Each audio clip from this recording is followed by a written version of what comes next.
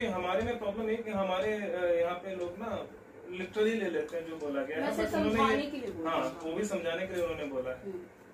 तो लेकिन क्या है कि वो प्राप्य और अप्राप्य की जो बात करी गई, तो प्राप्त वस्तु ही नहीं, जीवन में आपके कुछ भी आपको प्राप्त हुआ है, आपके जीवन में कुछ भी हुआ है, आपके घर में किसी की मृत्यु हो गई है, आपके घर में किसी का जन्म हुआ है। अब जन्म हुआ है तो कुछ प्राप्त हुआ है, मृत्यु हुई है तो मृत्यु प्राप्त हुई, आपके परिवार के सदस्य को ही आपको लग रहा है लॉस है, बट उसको तो मृत्यु मिली है ना, तो वो दुख का कारण हो सकता है। इधर जन्म है वो सुख का कारण हो सकता है।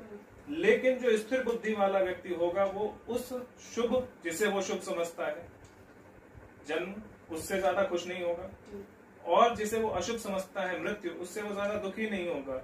उससे वो ये नहीं कहेगा कि द्वेष का मतलब क्या होता है कि किसी चीज के होने से उसको बोलना कि ऐसा क्यों हुआ। उसको जैसे बहुत सारे लोग ऐसे बोलते हैं ना कि अगर भगवान है तो हमारे लोग मर क्यों रहे, लेकिन उसके अंदर वो द्वेष बुद्धि नहीं होती। जो इंसान स्थिर बुद्धि वाला होता है उसके अंदर वो द्वेष बुद्धि नहीं होती कि ये हुआ तो अब तो सब गलत हो गया, तो वो द्वेष करने लग जाता है ना भगवान से, भगवान है तो फिर ये क्यों हो रहा है। जबकि जो स्थिर बुद्धि वाला है उसको पता है कि मृत्यु शरीर की होती है और वो होगी ही, तो उसको उससे कोई फर्क नहीं पड़ता। मतलब उसमें था यही कि किसी भी सिचुएशन में जो इंसान स्थिर बुद्धि में रहता है, तो मतलब उसको ना कोई, लोग ये इस तरह समझते हैं कि दुख उसको दुखी नहीं करता। दुख दुखी नहीं करता है, इज वेरी कॉन्ट्रोडिक्टरी, राइट। तो ऐसा नहीं तो करेगा, दुख दुखी नहीं करेगा, नहीं, दूसरी तरह से उसको दुख दुखी करता नहीं, क्योंकि दुख जो है वो है ही नहीं। दुख is itself a Maya, illusion.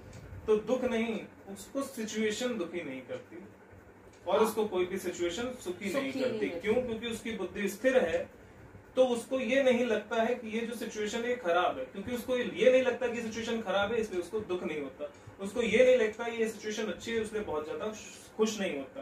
क्योंकि जब वो बहुत खुश होता है तभी उसके अंदर मद, अहंकार और सब कुछ आता है, वो बहुत खुश भी नहीं होता। जब दुखी होता है तब भी यही चीजें आती हैं कि अच्छा मेरे अंदर लाइफ में दुख है, अब मैं ये कर दूंगा वो कर दूंगा। दोनों केसेस में ये बुराइयां आती हैं।